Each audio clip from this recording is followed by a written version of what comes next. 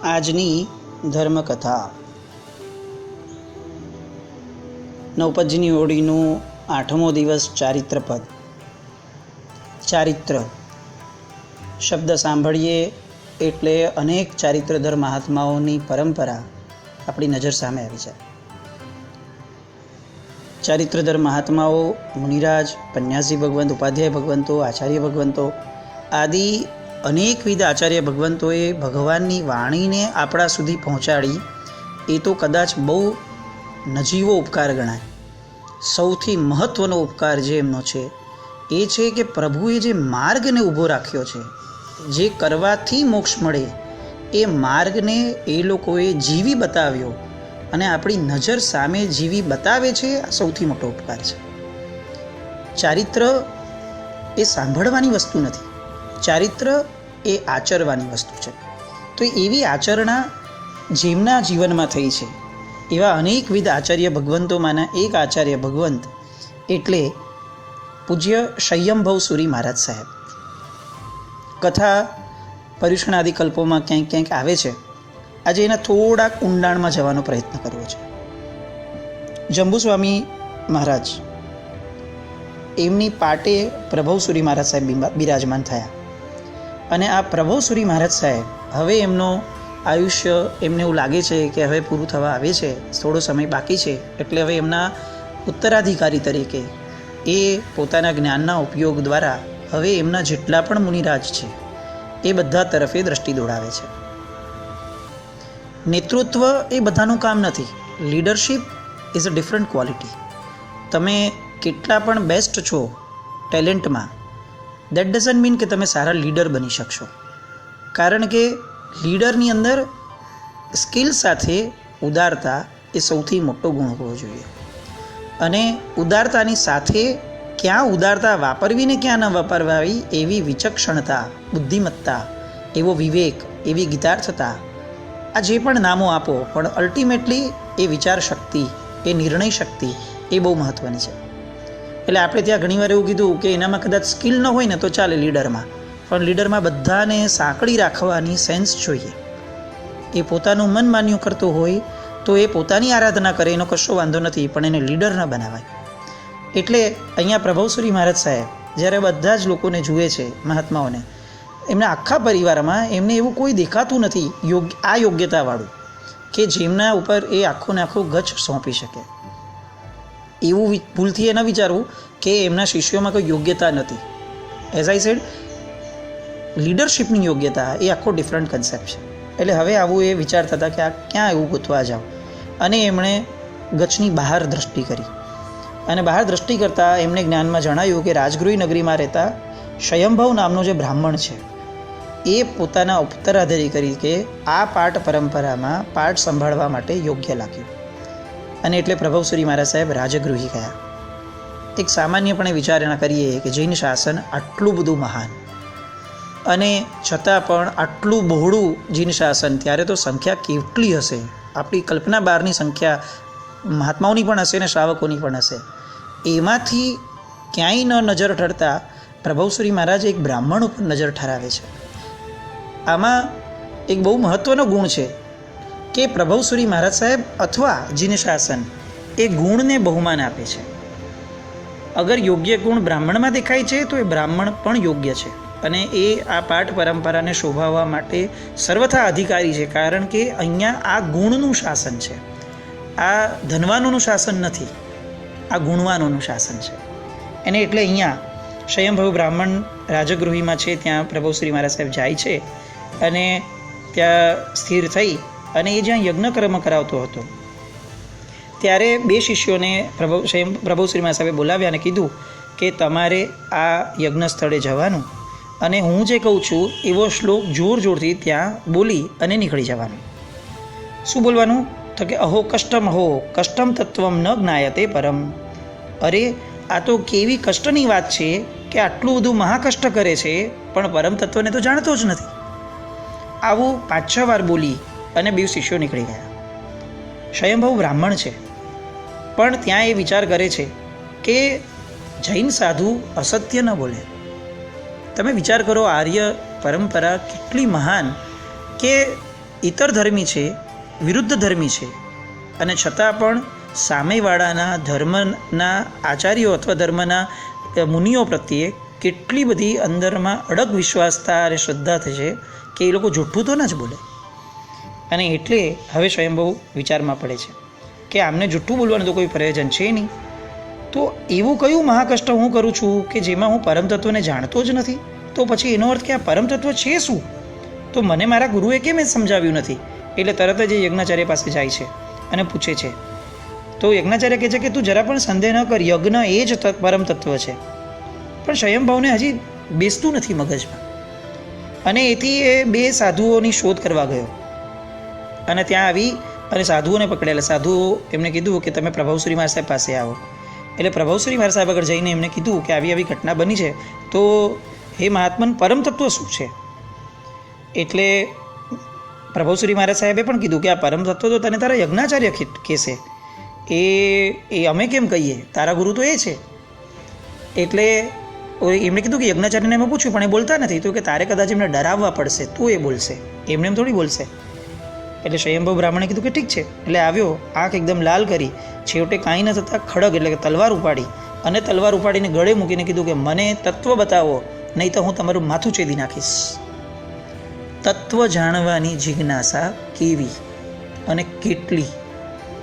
આપણને કોઈ એમ કે તું આજે ક્રિયા કરે છે એ ક્રિયા બરાબર નથી કરતો, તો આપણને એમ થાય કે હા ભાઈ હવે ઠીક છે ભાઈ, બરાબર નથી કરતો તો નથી કરતો, તને શું ફરક પડે છે?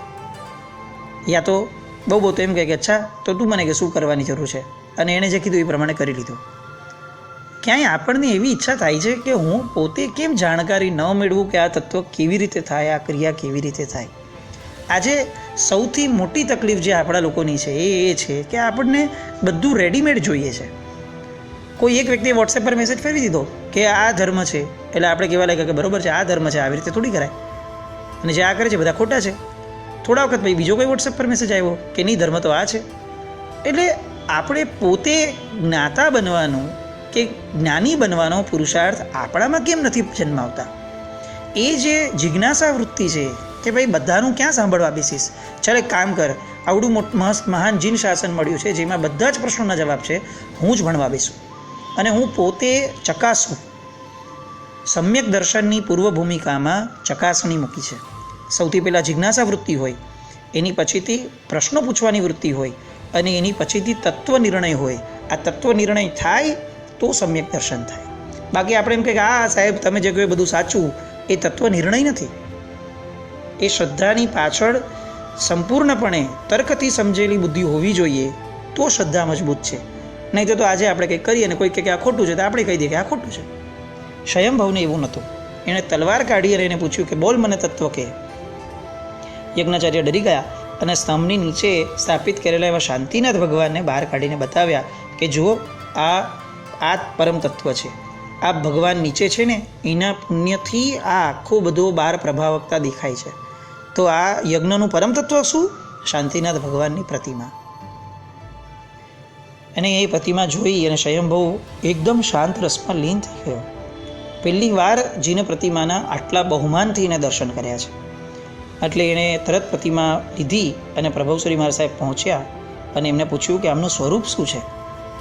અને પ્રભાવશ્રી મહારાજ સાહેબની દેશના પાઠ પરંપરાના મહાત્મા હોય, શક્તિઓ તો ગજબ હોય જ, જ્ઞાની મહાત્મા છે, એવું સ્વરૂપ સમજાવ્યું કે સ્વયંભૂનું મિથ્યાત્વ દૂર ટળી ગયું અને હવે એણે જીન ધર્મની દીક્ષા અંગીકાર કરી. અને દીક્ષા પર્યાયમાં પ્રભાવશ્રી મહારાજ સાહેબ હતા ત્યાં સુધીમાં એમણે દ્વાદશાંગીનું અધ્યયન કર્યું અને બધી જ વસ્તુઓ યોગ્ય રીતે ભણી અને એ છેવટે પ્રભાવશ્રી મહારાજ સાહેબે એને પોતાની પાઠ પરંપરાએ સ્થાપ્યા. એક સહજ પ્રશ્ન થાય કે એમને સિનિયર કેટલા બધા મહાત્માઓ હશે, કોઈએ વિરોધ નહીં કર્યો હશે કે આ નવાને ક્યાં તમે બેસાડો છો? પ્રભુનું શાસન એ ગુણવાનોનું શાસન છે, આવું દરેક મહાત્માના મનમાં પણ ઠસેલું હતું કે આ નિર્ણય ગુરુનો છે, અમારે એમાં વિકલ્પ પણ કરવાનો ન હોય. આવી સમર્પિતતા એ કદાચ બહુ જ આવશ્યક ગુણ મોક્ષ માર્ગનો છે, જે આપણા પૂર્વના મહાત્માઓ લઈને આવ્યા, એમણે જીવ્યું એટલે આપણા સુધી પ્રભુનું શાસન પહોંચ્યું. પણ આપણે જે રીતે ઉદ્ધત અને સ્વચ્છંદ થઈ રહ્યા છે એટલે જ કદાચ આગળની જનરેશનને આપણા ધર્મ પર શ્રદ્ધા જ નથી બેસતી, સદભાવે નથી બેસતો. કારણ કે એ આપણને જુએ છે કે જો તમે આવા ઉદ્ધત છો ધર્મ કર્યા છતાં, તો પછી આ ધર્મ કરીને અમારે શું પામવું? આવો પણ કદાચ એક ભાગ ભજવે છે આપણું આ વૃત્તિ અને પ્રવૃત્તિ આવતી જનરેશનને ધર્મથી દૂર રાખવામાં. હવે અહીંયા સ્વયંભવે જ્યારે દીક્ષા લીધી ત્યારની એક વાત છે કે એની પત્ની સગર્ભા હતી અને એણે દીક્ષા લીધી હતી રજા લઈને, કે હું રજા લઉં, અને પત્નીએ હા પાડેલી. પણ હવે ગર્ભકાળ પૂરો થતાં પુત્ર જન્મ્યો. એ પુત્રનું નામ મનક રાખ્યું. મનકને બધા જ લોકો શેરીમાં ચીડવતા હતા કે તું નબાપો છે, નબાપો છે. અને 8 વર્ષનો થતાં મનક હવે માતાને પૂછે છે કે મને આ નબાપો કેમ કે છે, મારા પિતા કોણ છે, ક્યાં છે? બહુ જ આગ્રહ કર્યો ત્યારે માતાએ જણાવ્યું કે જો તારા પિતા આવી રીતે બ્રાહ્મણ દીક્ષા લીધેલી નહીં, પછી આજીની દીક્ષા લીધી છે અને હવે ક્યાં વિચરે છે મને ખબર નથી, પણ એ પાટલીપુત્ર તરફ એ લોકો નીકળ્યા હતા એટલું મને ધ્યાનમાં છે. માતાની આજ્ઞા લઈને મનક પાટલીપુત્ર આવ્યો. જીવનમાં ક્યારેય પોતાના પિતાને જોયા નથી, એટલે એણે એક સમૂહને જોયો મુનિઓના, અને સમૂહને જોઈ અને પૂછ્યું કે તમારામાંથી સ્વયંભવ મુનિ કોણ છે? 8 વર્ષના બાળકની પ્રતિભા કેટલી જબરદસ્ત હશે. એટલે સ્વયંભવ મુનિએ શ્રુતજ્ઞાનના ઉપયોગથી એને જોયો કે આ મારું નામે કોણ પૂછ્યું, એટલે ઉપયોગ મૂક્યો તો ખ્યાલ આવ્યો કે આ તો મારો સંસારી પુત્ર મનક છે. અરે તરત જ જેવું એ બોલાવા જાય ત્યાં જ જ્ઞાનના ઉપયોગમાં દેખાયું કે ઓહો, આનું તો આયુષ્ય હવે ખાલી 6 જ મહિનાનું બાકી છે, તો હવે મારે આ પુત્રનો ઉદ્ધાર કરવો જ જોઈએ, એને મારે એવું કંઈક આપવું જ જોઈએ કે જેના દ્વારા એની સદગતિ થાય અને એની આખીને આખી ભવ પરંપરા બદલાય. એટલે હવે સ્વયંભુ શ્રી મહારાજ સાહેબે એમને બોલાવ્યો, એને દીક્ષા આપી. ક્યાંય કોઈને જણાવ્યું નહીં કે આ મારો પુત્ર છે. દીક્ષા આપી અને 10 વૈકાલિક નામના સૂત્રની રચના દ્વાદશાંગીમાંથી એમણે કરી, પોતે ઉદ્ધૃત કરી અને એક સ્પેસિફિકલી 10 વૈકાલિક સૂત્ર બનાવ્યું. કારણ કે હવે 6 મહિનામાં આ દીકરો 12 દ્વાદશાંગી ભણી શકે એવી શક્યતા નથી, તો આખા દ્વાદશાંગીનો સાર કઈ રીતે આપવો, તો એમણે પોતે દ્વાદશાંગીની રચના કરી. શું એમની મેઘા શક્તિ હશે! દ્વાદશાંગીનું વલોણું કાઢવું એટલે કેટલી ગજબ વસ્તુ છે. અને આયુષ્ય પૂર્ણ થયું, પુત્ર ભણ્યો, આયુષ્ય પૂર્ણ થયું, અને એ સમયે સ્વયંભુ શ્રી મહારાજ સાહેબની આંખમાં પાણી જોયું. એટલે શિષ્યએ પૂછ્યું કે સાહેબ, આવા તો ઘણા બધા મહાત્માઓ આપણા શિષ્યો છે અને એમાંના કેટલાકના કાળધર્મ થયા છે, ક્યારે અમને આપને રડતા નથી જોયા, એવા કેમ મોહમાં તમે તણાઈ જાઓ છો કે આપને આંસુ આવ્યા? અને ત્યારે સ્વયંભુ શ્રી મહારાજ સાહેબ કહે છે કે આ આંસુ મોહના પણ નથી અને મૃત્યુની વેદનાના પણ નથી. આ પુત્રનું આયુષ્ય ટૂંકું હતું. ટૂંકા આયુષ્યમાં એ સુંદર મજાની ચારિત્રની આરાધના કરી ગયો અને સ્વર્ગે ગયો છે. એ સ્વર્ગે ગયો એના હરખના આ મારા આંસુ છે. આપણા આંસુ અને મહાત્માના આંસુ બેમાં કેટલા ફરક છે. આ મહાત્માનો પુરુષાર્થ જે છે, આપણે ત્યાં પણ દીકરાઓ છે, આપણો પુરુષાર્થ કઈ દિશામાં, એ સ્વર્ગે જાય એવો કે નરકે જાય એવો? એક એક ક્રિયા કરતાં આવો વિચાર પણ જન્મે છે કે હું એનું હિત કરું છું કે અહિત કરું છું. હું આજનું એને સુખ આપું છું, પણ આજનું સુખ એ ભવાંતરનું કેટલું મોટું દુઃખ થઈ પડશે જો એ પચાવી નહીં શકે તો સુખની સાથે હું એને થોડી પાચન શક્તિ કે સમજણ શક્તિ તો આપું. આવી વિચારણા પણ ખરી. પિતા કેવા?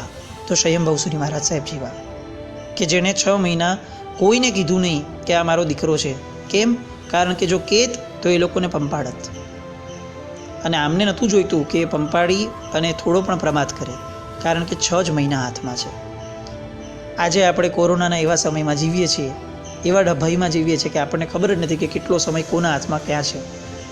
આવા સમયે ધર્મ આચરી લેવો, વહેલામાં વહેલી તકે એવો કંઈક ધર્મ આચરવો કે જે સદગતિ આપે. તત્વ પામવું એ ધર્મ છે, અને એ માટે મનુષ્ય જન્મ છે. તિર્યંચ ભવમાંથી મનુષ્યપણામાં, સંજ્ઞીપણામાં આવ્યા છીએ જ એટલા માટે કે આપણે બુદ્ધિનો ઉપયોગ કરી, સંજ્ઞાનો ઉપયોગ કરી અને આપણે જે પણ ક્રિયાઓ કરીએ છીએ એ ક્રિયાના ઊંડાણને અને એના તત્વને સમજીએ. ફક્ત ક્રિયાઓ કરીએ રાખવી એ આનંદનો વિષય છે, એમાં કોઈ ના જ નથી, પણ અધુરાશનો પણ એટલો જ વિષય છે કે તત્વ પામ્યા વગર કેમ? ક્રિયા બંધ નથી કરવી, ક્રિયા ડબલ જોરથી કરવી છે, કારણ કે હવે તત્વનો આનંદ પણ સમજાવવાની આપણને જિજ્ઞાસા જાગી છે. તો આવા તત્વપ્રેમી એવા સ્વયંભુ શ્રી મહારાજ સાહેબ, એમના ચારિત્ર જીવનને વંદન કરી અને ચારિત્ર પદ જે આજે છે 8મા દિવસનું, એ ચારિત્ર પદને વંદન કરીએ. ચયાતિરિક્ત ઇતિ ચારિત્ર, સંચિત કરેલા પૂર્વભવના કર્મથી મુક્ત થવું એ ચારિત્ર છે. આવું ચારિત્ર આપણામાં પ્રગટે. એક એક ક્ષણે આપણે કર્મને ભોગવીએ છીએ અને કર્મથી છૂટા પણ પડીએ છીએ. એમાંથી છૂટા પડવું એ આપણા હાથમાં નથી, પણ નવા કર્મને બાંધવું કે ન બાંધવું એ આપણા હાથમાં છે. તો એ બંધનમાં ન જોડાતા ફક્ત જૂના કર્મથી મુક્ત થતા જઈએ એવું ચારિત્ર આપણામાં પ્રગટે અને આપણે પણ આવા ચારિત્રધર મહાત્માઓની જેમ તત્વને પામી અને તત્વ સન્મુખ બની અને આપણા જીવનમાં મોક્ષ માર્ગને શીઘ્રાથી શીઘ્ર પામીએ એવી શુભ કામના, શુભ મંગલ કામના. જય નવપત.